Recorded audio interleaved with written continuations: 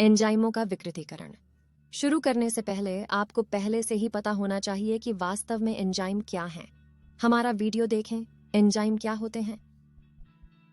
प्रत्येक एंजाइम में ऐसी स्थितियां होती हैं जिनके तहत यह सर्वोत्तम कार्य करता है। दूसरे शब्दों में, वह बिंदु जिस पर प्रतिक्रिया की दर अपने उच्चतम स्तर पर होती है। इन स्थितियों में सबसे प्रसिद्ध तापमान और पीएच हैं। यदि ये स्थितियां एंजाइम के लिए इष्टतम स्तर से भिन्न होती हैं, तो एंजाइम विकृत हो सकता है और फलस्वरूप प्रतिक्रिया की दर कम हो जाएगी।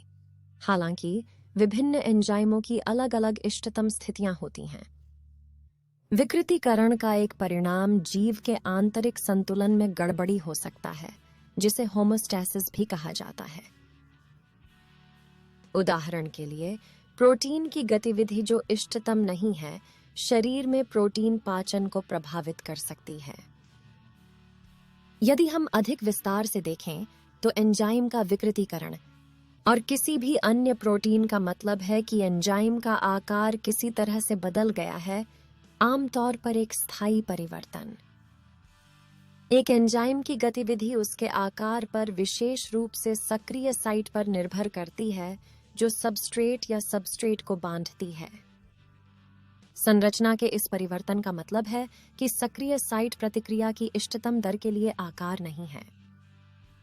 उदाहरण के लिए, यदि पर्यावरण का तापमान विशिष्ट एंजाइम के लिए बहुत अधिक है, तो यह विकृत हो सकता है। आमतौर पर एंजाइम जो गर्म खून वाले जानवरों में काम करते हैं, उनका इष्टतम तापमान 37 डिग्री सेल्सियस होता है, जो शरीर का तापमान होता है।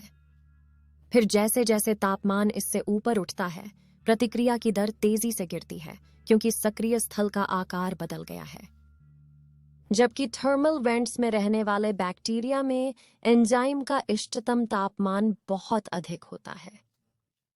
अब इसके पीछे की केमिस्ट्री आती है। जब तापमान बढ़ता है, व्यक्तिगत अमीनो एसिड जो एंजाइम को उच्च आवृत्ति पर कंपन करते हैं।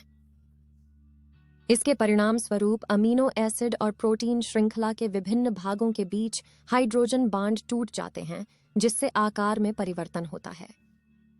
उच्च तापमान पर पेप्टाइड एसिड नामक व्यक्तिगत अमीनो एसिड के बीच के बंधन टूट सकते हैं, जिससे प्रोटीन को खंडित किया जा सकता है। एक अन्य महत्वपूर्ण चर पीएच है।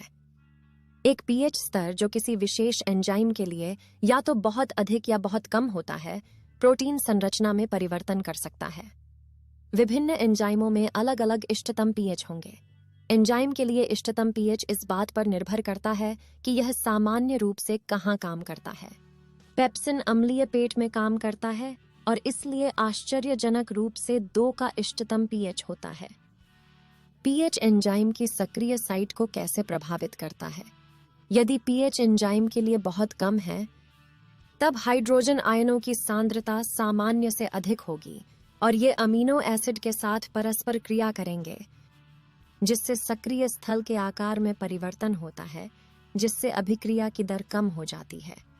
तो इस वीडियो से आपको पता होना चाहिए कि एंजाइमों की अनुकूलतम स्थिति होती है जिसके तहत वे काम करते हैं।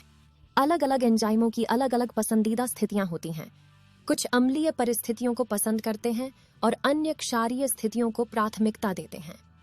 तापमान भी है अहम फैक्टर।